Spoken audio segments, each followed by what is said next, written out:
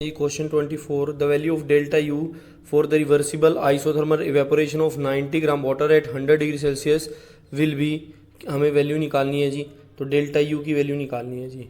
ठीक है जी। और डेल्टा H हमारे पास क्या होता है बच्चों, delta U plus P delta V या delta U plus delta NGRT होता है। ठीक है जी। डेल्टा H हमें क्या फाइंड आउट करना है जी, डेल्टा U हम लोगों को फाइंड आउट करना है। We have to find out the value of delta U। Delta U हम लोगों को फाइंड आउट करना है जी। ठीक है। और हमारे पास 90 ग्राम ऑफ वाटर है, 90 ग्राम ऑफ वाटर है। 90 ग्राम ऑफ वाटर का मतलब कितने मोल्स हो जाएंगे बच्चों, 90 डिवाइडेड बाय 18, तो हमारे पास 5 मोल वाटर के हो जाएंगे। 5 मोल वाटर के हो जाएंगे, मीन्स 5 मोल हमारे पास वाटर, लिक्विड वाटर किस में कन्वर्ट हो रहा है जी, वेपर में कन्वर्ट हो रहा है।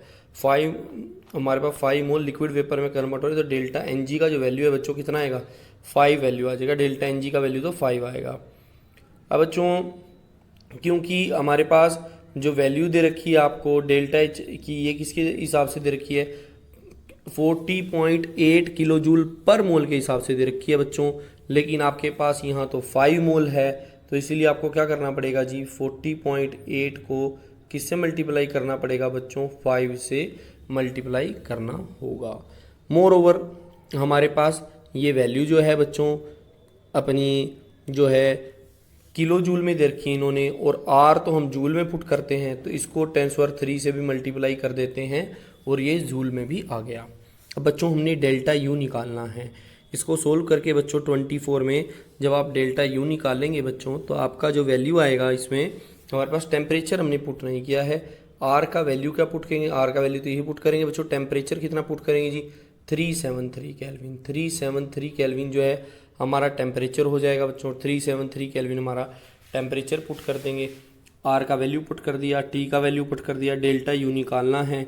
इसको सोल्व करेंगे बच्चों, तो हमारे पास किसकी वैल्यू आ जाएगी जी, हमारे पास वैल्यू आ जाएगी जी किसकी, हमारे पास डेल्टा यू की वैल्यू आ जाएगी। और सोल्व करने पर बच्चों 24 के केस में जो वैल्यू ऑब्टेन हो रही है that is B. B is the right answer. Next देखते हैं बच्चों 25 questions. A system changes from state x to y with change in internal energy measuring 25 kilojoule per mole by a reversible path and return from y to x। पहले तो जी x to y जा रहा है और 25 kilojoule internal energy है, फिर y to x आ रहा है, y to x आ रहा है और इरिवर्सिबल पाथ से आ रहा है। What will net change in internal energy. देखिए जी इंटरनल जो एनर्जी होती है बच्चों, ये कैसी फंक्शन होती है, इंटरनल एनर्जी स्टेट फंक्शन होती है। ये इनिशियल और फाइनल स्टेट के ऊपर डिपेंड करती है। तो इंटरनल एनर्जी स्टेट फंक्शन है जो इनिशियल और फाइनल स्टेट के ऊपर डिपेंड करती है। और एक होता है जी पाथ फंक्शन जो पाथ फॉलोड के ऊपर डिपेंड करता है। ठीक है जी। तो यदि हमारे पास पहले x to y गया था, अब y to x आ रहा है, पहले x to y गया, y to x आ रहा है, साइक्लिक पाथ फॉर्म हो रहा है, तो जहाँ से गया था वहीं वापस आ गया। तो इंटरनल एनर्जी इनिशियल और फाइनल की इंटरनल एनर्जी सेम होगी बच्चों। तो हमारे पास डेल्टा यू क्या हो जाएगा, चेंज इन इंटरनल एनर्जी 0 हो जाएगा। तो 25 का D will be the right answer. Next देखते हैं जी बच्चों question 26। 200 joule of heat was supplied to a system at constant volume. Constant volume पर हमने 2200 जूल ऑफ हीट सप्लाई की है जी। It resulted in increase in temperature of the system from 298 to 323। तो हमारे पास कितना टेम्परेचर इंक्रीज हो गया बच्चों, डेल्टा टी की वैल्यू कितनी आएगी, कितना टेम्परेचर इंक्रीज हो गया जी, लगभग 25 हमारा 25 केल्विन या 25 डिग्री सेल्सियस हमारा डेल्टा टी आ गया 25। ठीक है जी। What is the change in internal energy of the system. हमें ये टेम्परेचर तो इतना चेंज हो रहा है, 200 जूल हीट सप्लाई हो रही है, कांस्टेंट वॉल्यूम है बच्चों। वॉल्यूम क्या है जी, हमारी कांस्टेंट है। वॉल्यूम हमारी बच्चों कांस्टेंट है, वॉल्यूम कांस्टेंट है। तो हमारे पास इन्होंने पूछा इंटरनल एनर्जी चेंज कितनी है, तो डेल्टा एच किसके इक्वल होता है बच्चों, डेल्टा यू प्लस हमारे पास क्या होता है जी, पी डेल्टा वी। ठीक है। ये वॉल्यूम कांस्टेंट है बच्चों, वॉल्यूम यदि कांस्टेंट है तो ये वाली टर्म तो 0 हो जाएगी, ये वाली टर्म बच्चों क्या हो जाएगी, 0 हो जाएगी। अब हमारे पास तो answer delta H delta U दोनों ही क्या हो जाएंगे बच्चों, सेम हो जाएंगे। तो इसका आंसर क्या बनना चाहिए, 26 का B is the right answer. क्योंकि डेल्टा यू और आपके जो क्यू हैं वो क्या हो जाएंगे, डेल्टा यू और डेल्टा एच आपस में क्या हो जाएंगे, इक्वल हो जाएंगे। नेक्स्ट देखते हैं 27। In thermodynamics which of the following properties not an intensive. Intensive properties कौन सी होती हैं, जो एक्सटेंसिव होती हैं वो तो डिपेंड करती हैं जी क्वांटिटी के ऊपर, और जो इंटेंसिव होती हैं क्वालिटी के ऊपर डिपेंड करती है। तो टेम्परेचर हमारा, डेंसिटी, प्रेशर, ये तो इंटेंसिव है, लेकिन वॉल्यूम क्या है जी, क्वांटिटी के ऊपर डिपेंड करती है, तो कैसी होगी, एक्सटेंसिव। नेक्स्ट देखते हैं जी, मोलर हीट कैपेसिटी दे रखी है जी, सीपी की वैल्यू दे रखी है बच्चों हमें 10 kilo joule of heat supply की और 1 किलोग्राम वाटर है, ठीक है जी, which is free to expand the increase in temperature of water will be. तो हमारे पास क्यू किसके इक्वल होता है जी, N C P delta T, N C P delta T formula है जी हमारे पास N C P delta T, ठीक है जी। तो हमारे पास सी पी का वैल्यू क्या है जी, 75 है, सी पी का वैल्यू 75 है। जो एनर्जी है यहाँ पर आ रही है जी हमारे पास कितनी हो जाएगी, 10⁻⁴ जूल हीट सप्लाई हो रही है जी, ठीक है जी।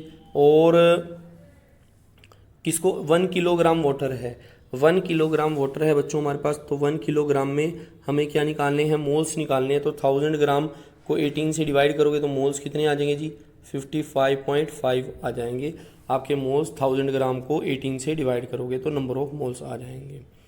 क्यू दे रखा है बच्चों, एन दे रखा है, सी पी दे रखा है, और आपने क्या निकालना है बच्चों, इसमें डेल्टा टी का वैल्यू फाइंड आउट करना है। आप डेल्टा टी का वैल्यू फाइंड आउट कर देंगे, और डेल्टा जो टी का वैल्यू बच्चों इस क्वेश्चन में 28 में ऑब्टेन हो रहा है, that is A is the right answer. Next देखते हैं जी क्वेश्चन 29 बच्चों, for the reaction of 1 mole of zinc dust with 1 mole of sulphuric acid in a bomb calorimeter delta U and W corresponds to. देखिए bomb calorimeter में constant volume पर किया जाता है, तो डेल्टा वी जीरो है बच्चों।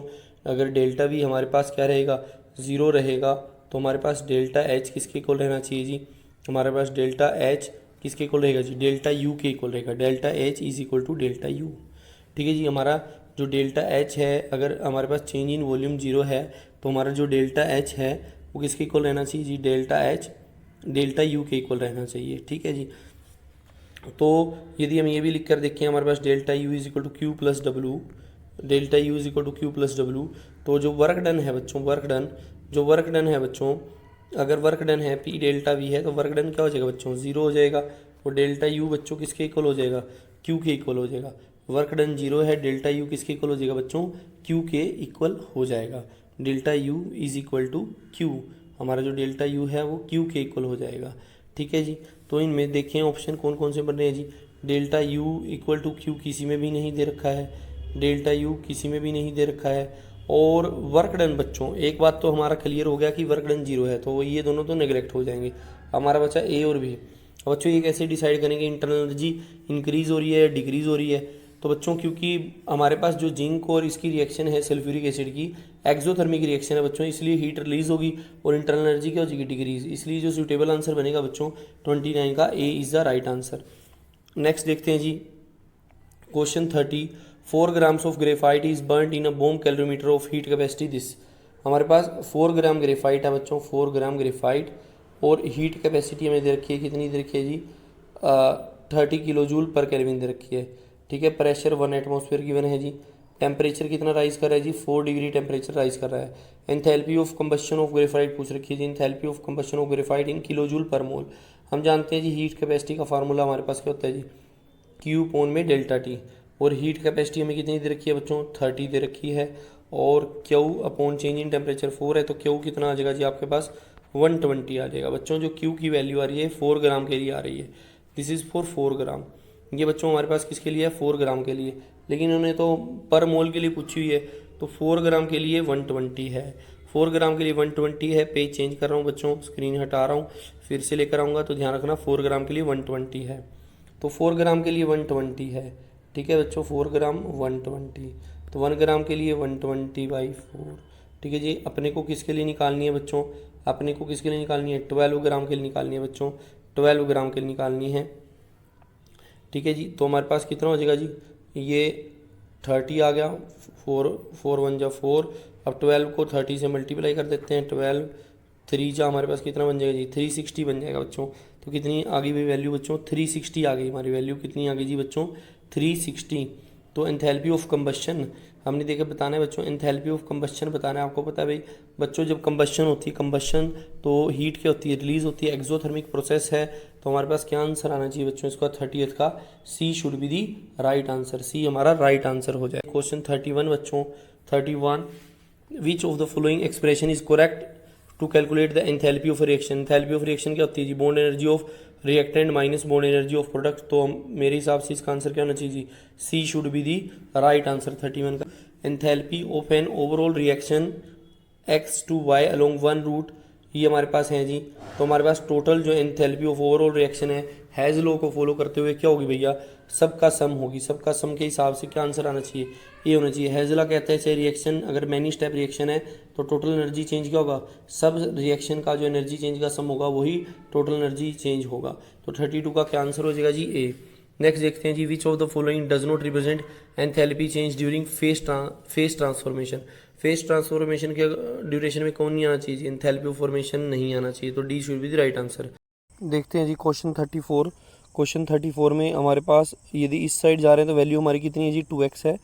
आपको SO2 बनाना है तो सेकेंड रिएक्शन को रिवर्स करना पड़ेगा, जिसके लिए वैल्यू कैसी हो जाएगी, माइनस की हो जाएगी।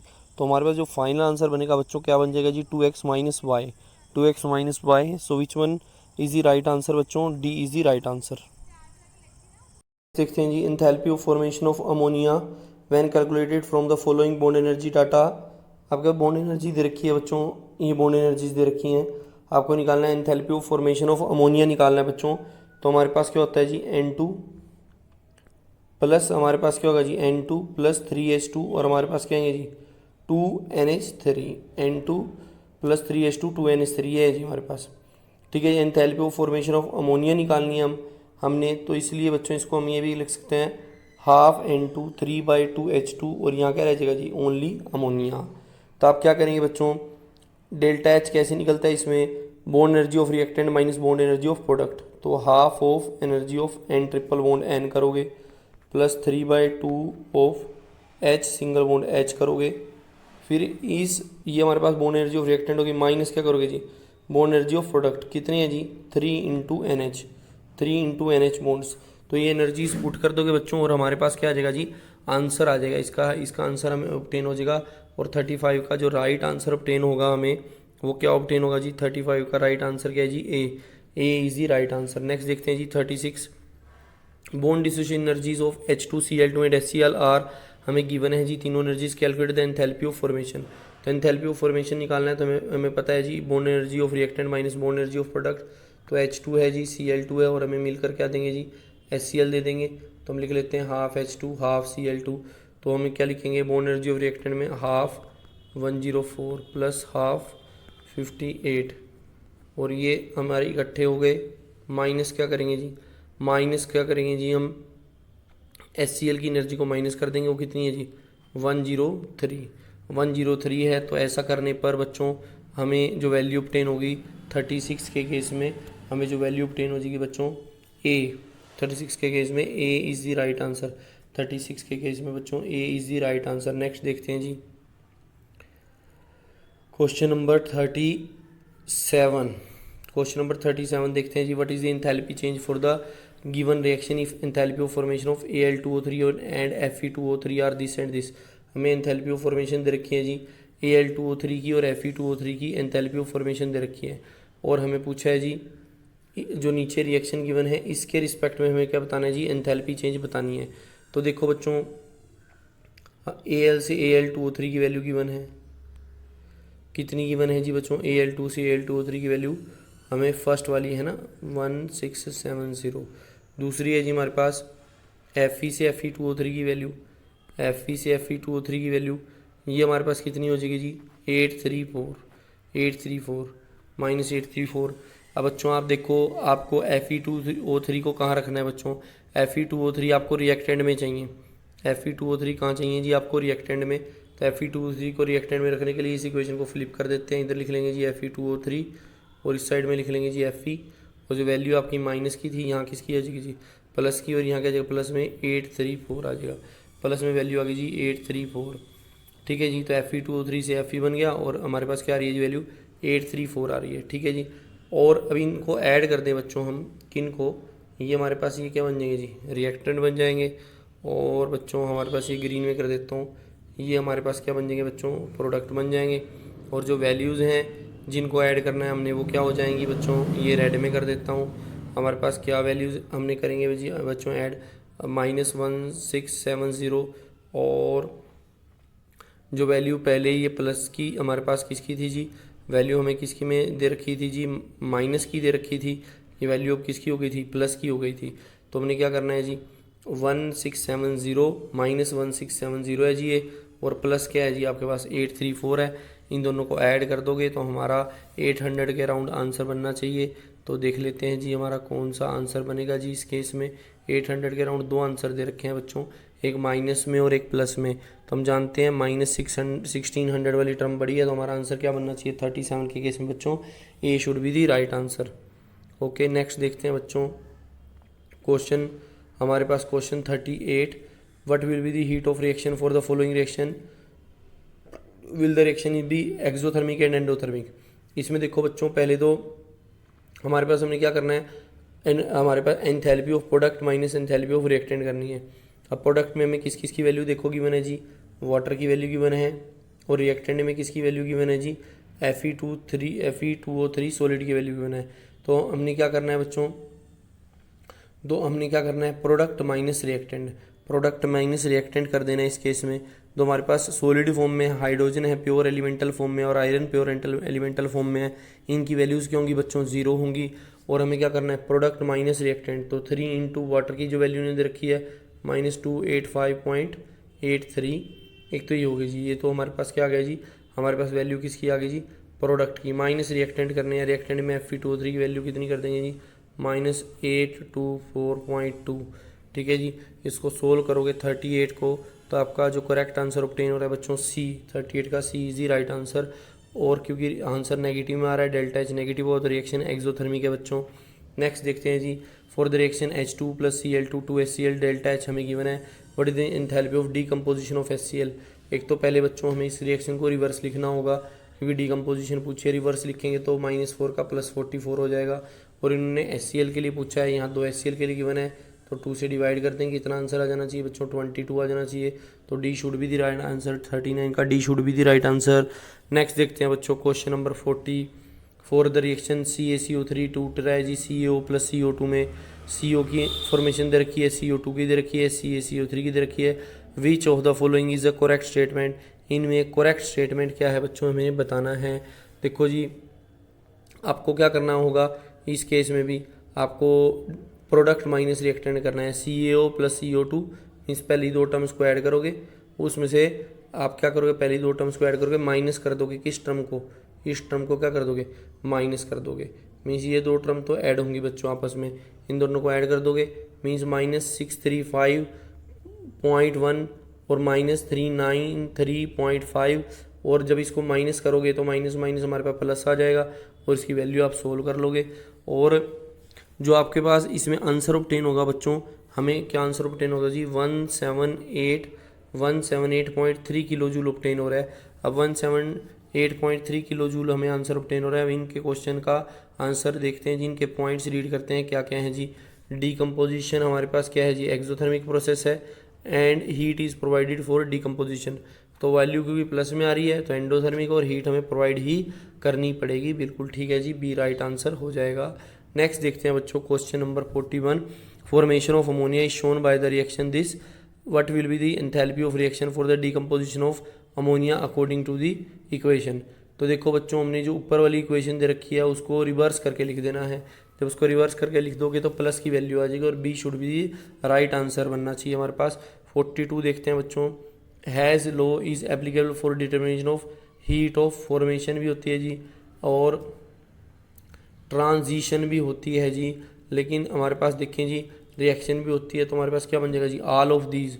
नेक्स्ट देखते हैं जी, the statement the change of enthalpy of a chemical reaction is same whether the reaction takes place in one step और मैनी स्टेप। कौन सा लॉ है जी, ये तो हमारे पास कौन सा लॉ है, Hess law, this law is Hess law. Next देखते हैं जी बच्चों question, the enthalpy of combustion of ethane and benzene हमें गिवन है, which of two has higher efficiency as a fuel per gram and what is the amount of heat produced per gram. ये हमने बताना है जी, कौन से question में बताना है जी 44 में हमें बताना है वट, एक तो ये बताना है which of the two has higher efficiency as a fuel per gram and what is the amount of heat produced per gram. Next देखते हैं जी 44, the heat of combustion of ethane and benzene is -1560, और ये दूसरी benzene की दे रखी है जी, इन्होंने पूछ रखा है जी किसकी हायर एफिशिएंसी है पर ग्राम। तो जो वैल्यूज़ दे रखी हैं पर मोल के हिसाब से रखी हैं, इथेन का जो मास बनेगा बच्चों C2H6 है, तो 12 2 जो 24 प्लस 630 हमारे पास कितना है जी 30 ग्राम आ रहा है। तो 1 ग्राम के लिए निकालना हो बच्चों, इथेन को 1 ग्राम के लिए निकालना हो तो कितने से डिवाइड कर दोगे इसको, 1560 को कितने से डिवाइड कर दोगे, 30 से डिवाइड कर दोगे, तो हमारे पास किसके लिए वैल्यू आ जाएगी जी बच्चों 1 ग्राम के लिए वैल्यू आ जाएगी। और 1 ग्राम के लिए इसकी वैल्यू कितनी आ रही है जी 3 5 जा 15 3 2 जा, तो हमारे पास में 52 आ रही है जी वैल्यू 52। मीन्स इथेन में एनर्जी कितनी रिलीज हो रही है जी 52 रिलीज हो रही है, ठीक है जी। और इन्होंने पूछ रखा है हाइयर एफिशिएंसी किसकी है, दूसरा भी निकाल लेते हैं बच्चों, हाइयर बेंजीन का केस भी फाइंड आउट करके देख लेते हैं जी। हमारे पास बेंजीन में है जी 13268 और डिवाइड किससे करना है बच्चों हमने इसको, इसके मोलर मास से। इसका मोलर मास कितना है जी 78।